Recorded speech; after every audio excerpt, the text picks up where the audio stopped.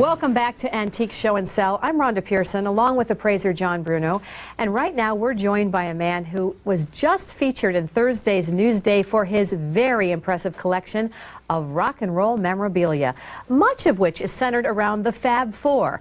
From It's Only Rock and Roll, we welcome Mark Zachrin. A pleasure to have you. Hi, happy to be here. Let's talk about autographs. I know you have a piece here that's autographed. Do having the signatures add that much value? Incredible amount of money. Okay. Beatles autographs are probably, other than handwritten lyrics, the top priced Beatles memorabilia. Autographs will sell from around $3,000 for just simple cuts meaning just like autograph pages placed together, to $5,000 to $8,000 for a typical set on one piece of paper, and between $10,000 and even $50,000 for autographs on an LP, photo, or promotional card or program book. So what is this worth? This actually, when the Beatles did Help, they sat down and casually signed, I guess, a couple dozen photos for the production team. This fellow's name was Arthur, and they signed quite nice, deep signatures, and one of those sold in an auction last year for $40-something thousand. They're really valued at approximately $20,000. Okay. Is any one of them worth more than the other? Well, John, of course, being the most popular Beatle, and John, you know, passing away first, I guess, and being the most radical Beatle, I guess, brings the most money. I have to ask you about the authenticity of signatures, because a lot of people out there say they have Beatles signatures and really they're not. How do you know? That's a terrific question, because there are quite a number of forgeries out there. Some of them are not intentional forgeries. When the Beatles first happened, everybody wanted their autograph. And they didn't think it's going to be worth $10,000 in the year 2003. So every secretary, management, heads of fan clubs, or Beatles signed for other Beatles. Now, there are a number of people who call themselves authorities, and of course you want to deal with reputable people.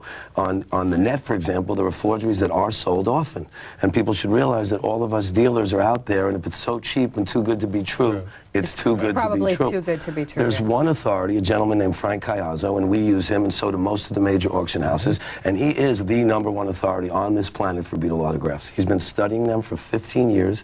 He can narrow it down to a 2-3 month period of time, sometimes when it was signed. And That is amazing. Isn't that amazing? He can tell you which secretary. Sometimes he can tell you which forger. He is amazing. Is the banjo? Right now, the banjo has bids on it already of $16,000. I predicted last week on the news when it started at $5 that it would sell for over $15. Now a couple dealers on the West Coast are taking bets as to what it's going to end up at.